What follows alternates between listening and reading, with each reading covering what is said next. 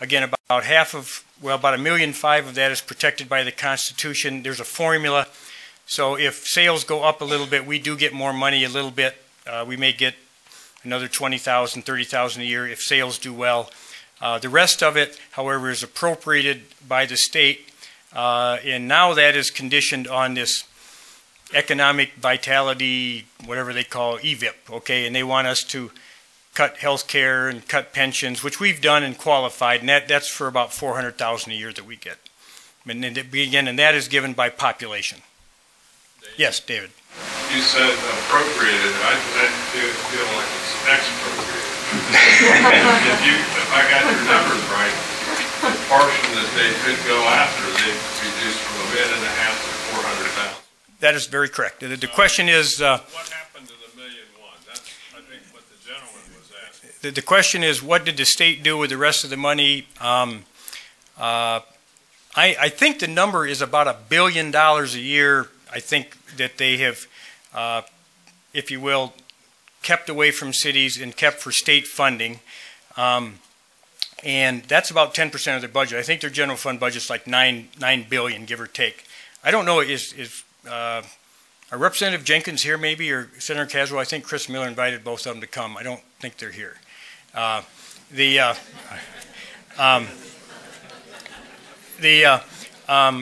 Mr. Maxwell's question was, it's not appropriated, it's kind of expropriated, or what? Expropriated. Well, I'll show you a slide a little bit. The state is spending more, and indeed in the governor's recommended budget, he is putting money into their rainy day fund because they have extra money at the state level, and I think he wants to appropriate $75 million more to put into their rainy day fund in Lansing as opposed to giving it back to the cities. My follow-on to that is the suspicion might be that they're taking it from the communities that are doing okay and sending it to the communities that have been foolish about the way they've managed their finances. Yeah, the statement is the assumption might be that they would be giving it back to well-managed cities, but like the state police, you know, they've increased state police and they're going to provide extra police services, I believe, to Flint, Saginaw, Detroit. They're hiring in Pontiac, was it, Terry? In Pontiac too. They're going to assign more police officers to them. We've cut police officers, but we're not getting new police officers here. The 3 firefighters that we have on grant funding that we'll talk about comes from the federal government, not the state. So, yes. Jerry? They hit on the personal property tax account in business in terms of if we get a business in it, say we get a manufacturing plant in here, explain to the people that most of the time we got to give a tax abatement to get them here so we get nothing off the property. And really the revenue used to come from the equipment that they may put in that, you know. That's, I mean, it creates jobs, and we like that. Yeah, the question or the statement is, he asked me to explain a little bit how we recruit businesses and what the impact of new businesses to our company or to our city. I'll give you a recent example. We just lost, there was a statement the other day, and I can't really divulge what company it is, but we were in the final 3 for 300 to 500 jobs, great jobs. It was going to be about $150 million investment in the city. To get them to be in the final, to get in the final 3, we had to give up half of our projected property tax for 12 years. We had to give up all of our projected personal property tax forever. That's called the Public Act 328. That was millions of dollars of tax revenue that we had to forgive. We had to do a number of things, and the state is pretty much out of the large incentive business like they used to attract new businesses. So the brunt of recruiting these businesses is on the cities, and so we give away to get jobs. You know, we give, and we were going to give them the land. We were going to give them all the land for free, okay? And we lost out to a company that I will tell you went to a city with an income tax. By the way, I just wanted to say that. But we lost them to a city with an income tax. Yes. They are not in a rent zone. No, sir. They're paying regular tax. Yes. But I do want to, as a small business owner, I want everyone to understand also on the other flip side of that. the personal property tax, if you don't know exactly what all it is it means that we as business owners, anything that we have bought and put in there that we're using, we pay a tax on it every year. For the entire time we've had this equipment, we have businesses downtown Adrian that have been paying this for over 30 years. Not on the same property. It depreciates out, yes. Yep. I, as a small business, am guaranteed 2 months out of the year that if it's a tight month, I don't get to pay myself because I pay the personal property tax.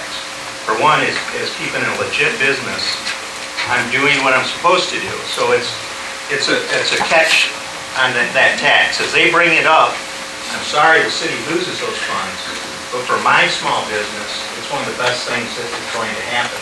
Yes. Because I will not continue to pay that tax. But And I can grow. And we're only going to rebuild our area if we have small businesses. And not leave these big ones. Right. We're lucky if we I get agree. one. Right. If we don't, there's a lot of us. The statement is that the personal property tax is generally for small business, it's a bad tax. I don't think any civic official disagrees with that. It's a very difficult tax to administer. I think the surprise you're going to get, however, is that on the replacement, you're going to get rid of personal property tax, but you're going to get assessed by the cities for police and fire almost at the same level of what your tax was. So that's the part. That's the rest of the story. But it's not going to quite be 100%. But the cost of what your share in personal property taxes went for police and fire in the city of Adrian, the legislature is going to cut your tax, but they're going to make our city assess you for the cost of police and fire. That's the trade-off. Well, at different times, Dane, I think that would be better. Okay, well, that's what you're going to get. Okay. I was surprised once as a business where I had set off my smoke alarm and the fire department had to come. I was actually surprised I did not get a bill. I was shocked. Yeah, we don't do that. Okay, any other questions on this first part? Okay, we're going to move on a little bit before we take a break. The next group of slides is how have we responded as a city, because I think that's important because we've already told you generally how we've reduced our expenses, but I want you to know how. On our employee levels, 1960 we had 164 full-time employees. Bottom line today we have 131 employees. Of those, 4 1/2 are grant funded.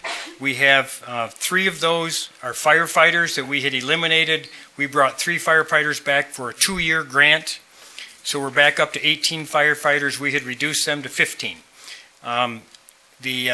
In 1 more year, we'll lose them again, and we'll go back down to 15.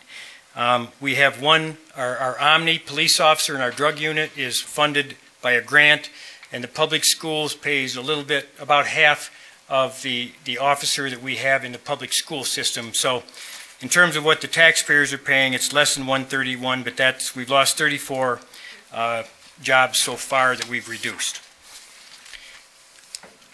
The next slide is how do we compare? I think this is interesting. This is one of the handouts we gave you.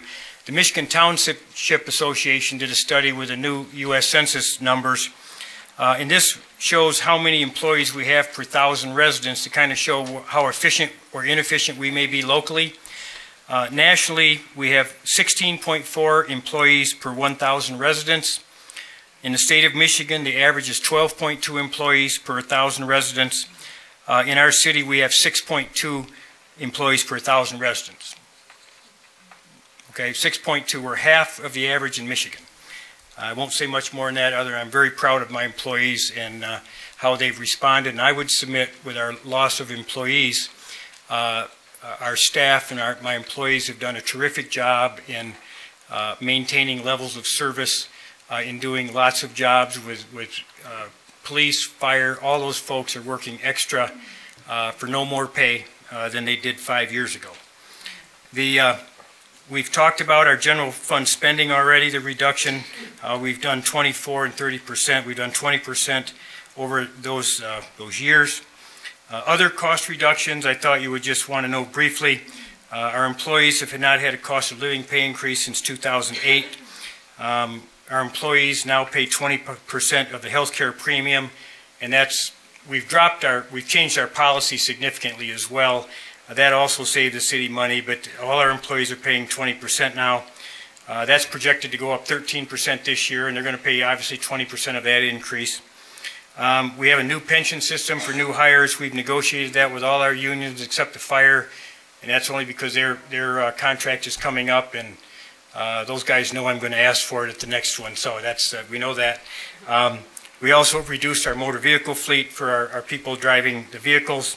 I think the city has prioritized as they've reduced staffing in police and fire. The city commissioners, another item that's not on the screen, they've reduced their pay 15%. Our commissioners, unlike county commissioners, a lot of local townships do not get health care benefits. They've never asked for it, thank you, so I appreciate that. But they don't get health care. Our city employees do not get lifetime health care. When you quit working for the city, the employee can buy health care through the city, but it's at all their cost. Okay, we administer the plan, but the employees pay that. That's unlike, I don't know if schools do it anymore, but they used to. So that's that slide. Next slide, I thought would be interesting for city versus state statistics. We have debt in general fund of about $6.6 million. For every one of us that lives here, that's $313 that we've got you in debt for. If you live in the state, which you do, I assume, that debt is $12,500 for every person that lives in the state. In the spending in the last years, the city, as I've indicated, we've decreased our spending 24%. The state overall spending has increased 6.9%. Their general fund has increased 2.2%. And it's in small print, but that source is from the Senate Fiscal Agency. That's their numbers. During that same 10-year period, inflation has gone up 20%. Employees, we've lost 21% of our staffing, and the state has lost 14.7% of their staffing. Last clause on this one, through thick and thin the last 5 years, the City of Adrian has maintained an A+ rating with Standard & Poor's Bond Agency. And it is amazing. And so, again, I guess I would take some issue about those who think we have spent ourselves into a problem. I'm hoping to show you tonight that is other factors that have caused the reductions that our city has done, but they've been responsible, and we've maintained an A+ rating for our bonding, which I think is saying something for the way our commissioners have responded. That is the last part of that section, and I have questions on that section if you would like. Yes? You mentioned inflation, the general fund, I think that was 900. Our general fund is $9.4 million today. With inflation, is Uh, that 40? well, it'd be, you know, if you look, it'd be almost 44% less than what we did 10 years ago. 'Cause I think it's Darn near we've cut our spending in half with you, considering the cost of living. I think most of us, when we communicate with outside business, we operate on the rate of inflation, so it's good to know that. Yeah, okay. Other questions, comments? Yes, Dave. Just in fairness, the state bears Medicaid expense, right? And that's got to be... That's not general fund, but that's part of the 6.9. That's a huge expense, That's a huge part of and they can't do anything about it. I know. That's. I mean, I don't want to judge them. They've got their crosses to bear too. But it's some of the federal requirements that they're getting stuck with are kind of unconscionable as well. And so it's maybe not fair to judge. I'm just saying they haven't cut their spending like we have. Any other questions, comments? Yes, Rick. Dane, I really thought that factory that you had talked about went to a place where there wasn't a city income tax, but presuming I'm wrong. Yep, they went to a place with a city tax. I don't doubt that. But one of the things that I think is important to mention is that that city or that particular project also threw in a free building, didn't they? I don't know if it's free or not. We were going to give them free land. We think it's free, but I don't know if the state's announced that. I assume the building was built. I know that a building, the company built it and never occupied it. The question was the Battle Creek. I just said it, Battle Creek. Can you cut that back now? I don't need to. I don't know if there was a building constructed there, and I think it was for a solar company, and they never occupied it. I don't know who owned it, or if they had to buy it out of bankruptcy court. I knew it was going to be a lot cheaper for them to occupy that than to build a new building. A huge amount. I would assume so.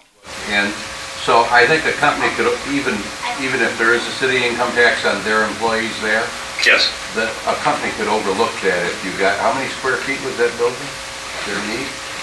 Oh, Chris, what was that, 300,000? I think 300,000 square feet. And what would it cost to build 300? It was going to be about 100 million, I think. About 100 million. Well, there's a good reason why that company didn't come here. Because I think, and in fairness to you, you did everything in your power to attract that company. I applaud. Well, we gave them, as I indicated, we had offered about everything we could.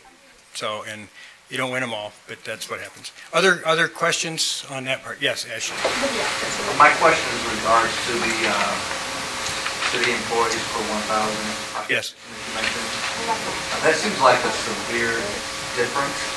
It is. So could you comment on the effect of this on city services or just the operations of the city? The question is, with the reduction in employees, what's the effect on the rest of us who are still working there? I'll give an example. The Community Development Department, we had a director for years. When he left and took another position, I did not replace that job. I do that job. You know, I assume that, running that, and frankly not very well. Okay, Dave Pate out of our inspection department took over the management of the Zoning and Planning Commission.